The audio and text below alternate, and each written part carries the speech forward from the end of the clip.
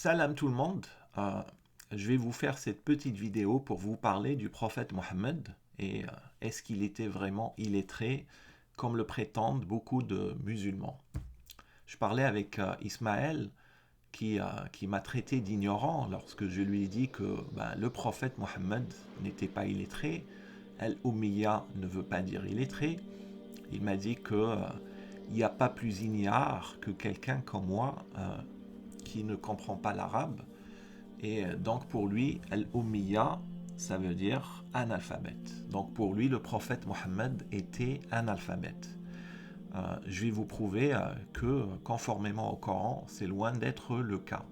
On va voir le premier verset, Sourate 7, verset 157. En arabe, ça dit Alladina yattabi'una ar-rasula an-nabiyya al-ummiya. Donc Al-Ummiya, ça a été traduit par le prophète illettré. Ça, c'est la traduction en français, ceux qui suivent le messager, le prophète illettré. On va voir le verset suivant. Sourate 62, verset 2. Huwa alladhi ba'atha fil ummiyina rasulan minhum. Remarquez, al-ummiyina, c'est le pluriel de al-ummiya, c'est le pluriel.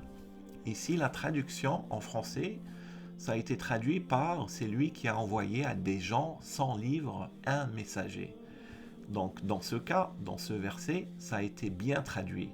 Al-Ummiyina, ça a été traduit par les gens sans livre, c'est-à-dire les gens qui n'ont pas reçu de révélation divine. Donc, Al-Ummiya, c'est le singulier. Ils l'ont traduit par illettré.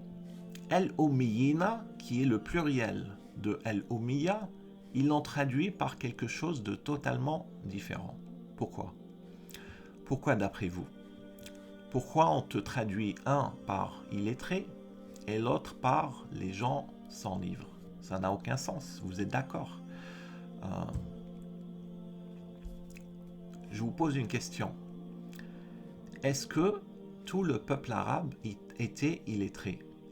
Supposez que le verset qu'on a vu avant, 62, verset 2, Al-Ummiyina, supposez qu'ils l'avaient traduit par illettré. C'est-à-dire s'ils te traduisent Al-Ummiya par illettré, Al-Ummiyina, c'est les illettrés. Regardez suivant cette logique, ce que ça donnerait. Ça donnerait, c'est lui qui a envoyé à des gens illettrés un messager des leurs qui leur récite ces versets. C'est-à-dire que Dieu vous aurait dit que il a envoyé le prophète Mohammed à des gens illettrés. Ça veut dire que Dieu vous dirait que tout le peuple arabe était illettré. Ça n'a aucun sens, c'est stupide. Donc le peuple arabe était loin d'être illettré. Et le prophète Mohammed, pareillement, était loin d'être illettré. Donc, vous ne pouvez pas traduire le même mot au singulier par illettré, et puis quand vous mettez le même mot au pluriel, on le traduit par autre chose. Donc, soit le prophète Mohammed était illettré, et dans ce cas, tout le peuple arabe était illettré, ce qui n'a aucun sens, soit Al-Ummiya, ça ne veut absolument pas dire illettré. Vous voyez ce que je veux dire ? Donc méfiez-vous des traductions orientées et corrompues du Coran. C'est ça en fait l'importance de ne pas se fier aux traductions en français, puisqu'ils vous traduisent le même mot différemment suivant leur propre dogme et idées préconçues. Vous voyez ? Donc on va voir le verset suivant. Raison principale de cette mauvaise traduction. Pourquoi ils vous traduisent des choses comme ça ? Premier point, ils veulent faire passer le messager de Dieu pour un illettré. C'est une insulte au prophète. Et ça leur permet en fait d'inventer des choses en son nom après sa mort. Parce que si le prophète n'était pas illettré, il aurait écrit des choses, et il a écrit des choses de son vivant. Donc, eux, ils veulent le faire passer pour quelqu'un qui était analphabète, ils veulent le passer pour quelqu'un qui était illettré, qui ne savait ni lire ni écrire, ce qui est totalement absurde, pour inventer des choses sur son dos. C'est ça. Je vois pas d'autre raison. Et regardez ce que le Coran nous dit. Dieu nous avertit dans le Coran et il nous prévient. Les ennemis des prophètes. Le Coran nous prévient. Sourate 6, verset 112. Ainsi, à chaque prophète avons-nous assigné un ennemi. Des diables d'entre les hommes et les djinns qui s'inspirent trompeusement les uns aux autres des paroles enjolivées. Si ton Seigneur avait voulu, il ne l'aurait pas fait. Laisse-les donc avec ce qu'ils inventent. C'est-à-dire, Dieu nous dit que s'il n'avait pas voulu qu'ils le fassent, Dieu aurait pu les empêcher. Mais Dieu les a laissés. Il les a laissés inventer des mensonges après la mort de chaque prophète. Parce que si le prophète était vivant, c'est lui-même qui les aurait démentis. Il leur aurait dit je ne suis pas un illettré. Il aurait prouvé qu'il n'était pas illettré. Mais après la mort des prophètes, ils inventent des mensonges. Ils cherchent à faire passer le prophète et dernier messager de Dieu pour quelqu'un d'analphabète. Incroyable, mais vrai. Le vrai sens de Al-Ummiya. Al-Ummiya, donc, c'est quelqu'un qui n'a pas reçu de livre. Ils l'ont bien traduit au pluriel. Al-Ummiyina, au singulier, c'est exactement la même chose. Donc, le prophète Mohammed, il faisait partie du peuple arabe. Le peuple arabe n'avait pas reçu de révélation divine, il n'avait pas reçu de livre, et on va le voir dans le verset suivant. Je vais vous le démontrer, Coran à l'appui. Donc, Sourate 6, verset 155. Et voici un livre, le Coran, béni que nous avons fait descendre. Suivez-le donc et soyez pieux afin de recevoir la miséricorde. Afin que vous ne disiez point, on a fait descendre le livre que sur 2 peuples avant nous, et nous avons été inattentifs à les étudier. Dieu s'adresse à qui là? Il s'adresse au peuple arabe. Il leur dit, afin que vous ne disiez point, on a fait descendre le livre que sur 2 peuples avant nous. C'est-à-dire que le peuple arabe, ils ne peuvent pas trouver une excuse et dire, par exemple, mon Seigneur, tu as envoyé la Torah aux enfants d'Israël, nous, tu ne nous as pas envoyé de livre. Donc c'est pour ça qu'on a été inattentifs à étudier la Torah. Donc dans ce verset, Dieu est en train de nous dire que le peuple arabe ne pourra pas utiliser cette excuse. Suite, verset 157. Ou que vous disiez, si c'était à nous qu'on avait fait descendre le livre, que nous aurions certainement été mieux guidés qu'eux. Voilà certes que vous sont venus de votre Seigneur, preuve, guidée et miséricorde. Donc vous voyez, c'est-à-dire le peuple arabe, Dieu connaît le passé, connaît le futur. Il connaît le futur. Donc il nous dit que le peuple arabe, il pourrait pas dire, il pourrait pas trouver d'excuses, et ils vont pas pouvoir dire, si tu nous avais révélé le livre, on aurait été mieux guidés que les enfants d'Israël. Tu vois, Dieu leur a dit, voici un livre béni que nous avons fait descendre. Sur qui il a fait descendre le Coran? Il l'a fait descendre sur un messager arabe qui faisait partie du peuple arabe. Donc le peuple arabe, ils ne peuvent pas trouver d'excuses et dire on n'a pas reçu le livre. Donc c'est ça le sens que ce que je vous disais, Al-Ummiya. c'est-à-dire celui qui n'a pas reçu le livre. Dieu a fait descendre le Coran sur un messager. Je vais revenir au verset juste avant. Sur un messager, c'est pas qu'il était illettré, un messager qui n'avait pas reçu le livre. C'est ça, c'est la même chose que le verset suivant. C'est lui qui a envoyé à des gens sans livre, un messager des leurs. Donc, al-ummiya, ça ne veut pas dire illettré du tout. Ça veut dire quelqu'un qui n'a pas reçu le livre. On va voir ici, on va changer de sujet. C'est une autre sourate. C'est l'une des sourates les plus connues du Coran. On dit que c'est les premiers versets qui ont été révélés au prophète Mohammed. Et regardez ce que ça dit. Lis au nom de ton Seigneur qui a créé l'homme d'une adhérence. Lis, ton Seigneur est le très noble, qui a enseigné par la plume, bil qalam en arabe. Voyez comment Dieu peut s'adresser au prophète Mohammed en lui disant « lis » par 2 fois si le prophète était analphabète, si le prophète était illettré. Et Dieu nous dit « ton Seigneur, le très noble, qui a enseigné par la plume ». C'est-à-dire, vous pensez que à qui Dieu a enseigné le Coran? Vous pensez que c'est qui la première personne parmi les hommes qui a pris connaissance du Coran? C'est-à-dire, vous pensez vraiment que Dieu enseigne à tout le monde, c'est-à-dire tout le monde peut apprendre, tout le monde peut lire, sauf celui à qui il a révélé le Coran.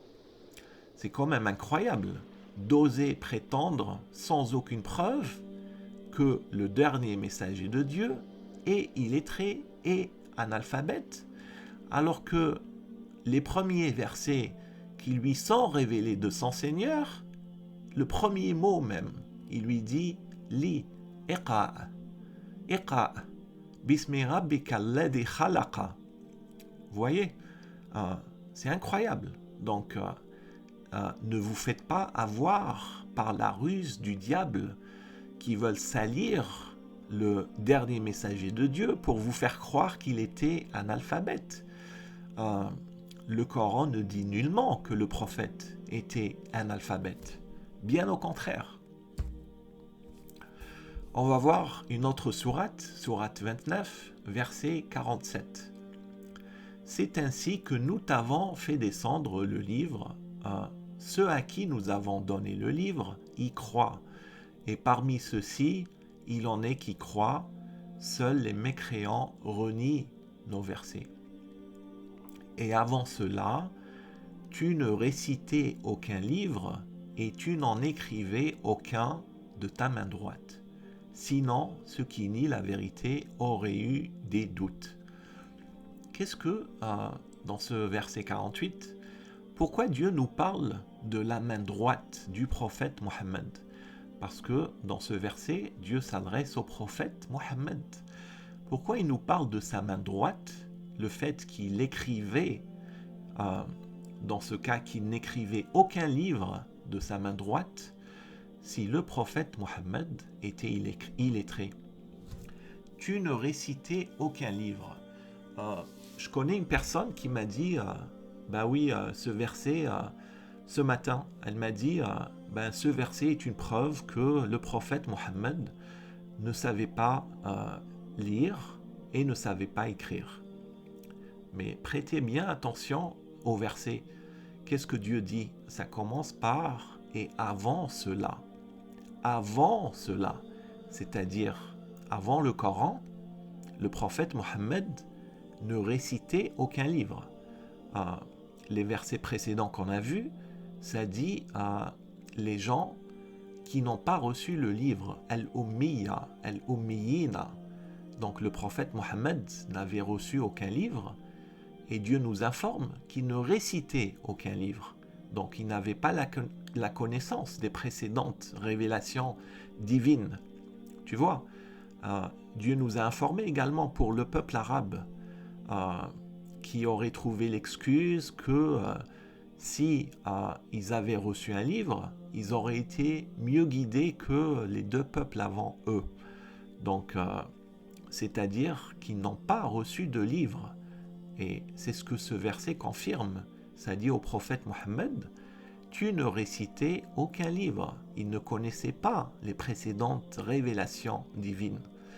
Et tu n'en écrivais aucun de ta main droite. C'est-à-dire qu'avant le Coran, le prophète Mohammed n'a écrit aucun livre. Ça ne veut pas dire, supposez que moi je vous dis, je n'ai écrit aucun livre de ma main droite. Est-ce que ça veut dire que je suis illettré? Ça ne veut pas dire que je suis illettré. Tout ce que ça dit, c'est que je n'ai pas écrit de livre de ma main droite. Ça ne veut pas dire que j'étais illettré. Donc, qu'est-ce que ça dit? Sinon, ceux qui nient la vérité auraient eu des doutes. Prêtez bien attention, parce que Dieu nous dit, tu ne récitais aucun livre et tu n'en écrivais aucun de ta main droite, sinon ceux qui nient la vérité auraient eu des doutes. Pourquoi les gens auraient eu des doutes? Ils auraient eu des doutes si le prophète Mohammed avait écrit d'autres livres de sa main droite avant le Coran. Et si le prophète Mohammed récitait des livres avant le Coran, les gens auraient eu des doutes, parce que qu'est-ce qui se serait dit? Ils auraient dit, ce gars, ce qui prétend être messager, il récitait déjà des livres. Qu'est-ce qui nous prouve que ce livre-là, c'est-à-dire le Coran, c'est vrai, puisqu'il récitait déjà d'autres livres avant, et il écrivait aussi d'autres livres avant. Qu'est-ce qui nous prouve que ce livre-là est véridique? C'est ça que Dieu nous dit dans ce verset. Ceux qui nient la vérité auraient eu des doutes. C'est-à-dire, ici, l'absence de doute. L'absence de doute est déterminée par le fait que, avant le Coran, le prophète Mohammed, il ne récitait aucun livre et n'en avait écrit aucun. C'est ça en fait, c'était son premier livre. C'est le premier livre que le prophète a récité aux gens et c'est le premier livre qu'il a écrit de sa main droite. Verset, donc conclusion, je vais conclure. J'ai été un peu plus lent que ce que j'ai voulu, mais j'espère que j'ai été clair. Donc, conclusion, le prophète Mohammed n'était pas illettré. C'est une insulte au prophète de prétendre cela. Si vous jugez que le prophète était illettré parce que al-Ummiya, vous jugez que ça veut dire illettré, vous êtes obligé de conclure que al-Ummiyina, qui est le pluriel, ça veut dire illettré pareillement. Donc là, vous allez dans une grosse contradiction, c'est-à-dire que vous allez considérer que tout le peuple arabe était illettré, alors que c'est très très loin d'être le cas. Le peuple arabe était un peuple qui était très avancé dans plusieurs domaines. Ils étaient très loin d'être illettrés. Donc, les mots al-Ummiyina et al-Ummiya, ça veut dire ceux qui n'ont pas reçu le livre. Aussi simple que ça. Donc, on a vu que dans un des versets, celui qui a été révélé au prophète la première fois, Dieu a demandé au prophète de lire Iqra à 2 reprises. Donc Dieu ne va pas demander à son messager de lire s'il était illettré. 4e point, le Coran, il suggère que le prophète lui-même a écrit le Coran de sa main droite, ce qui fait du sens. Pourquoi voulez-vous que le prophète Mohammed n'écrive pas le Coran de son vivant? Je sais que beaucoup de musulmans vous disent que le prophète, c'est pas lui qui a écrit le Coran. Mais réfléchissez un petit peu. Si vous étiez à la place du prophète, vous pensez que vous allez dire, je vais laisser les gens écrire cette révélation divine que ton Seigneur t'a révélée. Vous pensez vraiment que le prophète ne va pas faire tout ce qui est en son possible pour écrire chaque mot que Dieu lui a transmis de son vivant et s'assurer que chaque mot est exact, chaque mot est à sa place, pour ne pas que ça soit perdu. Donc le prophète Mohammed, il a lui-même écrit le Coran de son vivant. Il était très très loin d'être illettré. Et donc là, je vais juste conclure sur cette sourate, la sourate 41, verset 52. Regardez ce que ça dit. Quand le verset coranique commence par dit, c'est Dieu qui demande au prophète Mohammed de dire. Donc, Dieu lui demande de dire, et c'est ce que le prophète a dit. Il a dit, voyez-vous, si ceci, en parlant du Coran, si ceci émane d'Allah, et qu'ensuite vous le reniez, qui se trouvera plus égaré que celui qui s'éloigne dans la dissidence? C'est-à-dire que, supposez que vous reniez le Coran, ou que vous n'y prêtez pas attention, parce que renier le Coran, c'est pas juste dire je ne crois pas au Coran. Si vous reniez les versets du Coran, même si vous croyez au Coran, si vous dites que vous croyez au Coran, mais que vous ne prêtez pas attention aux enseignements du Coran, vous êtes pareil que la personne qui renie le Coran. Vous voyez, donc, Dieu pose la question, qui se trouvera plus égaré que celui qui s'éloigne dans la dissidence? La dissidence, c'est quand on s'oppose au Coran, c'est quand on renie le Coran, c'est quand on ne tient pas compte des enseignements du Coran. Et Dieu nous dit que on se trouvera égaré en fait.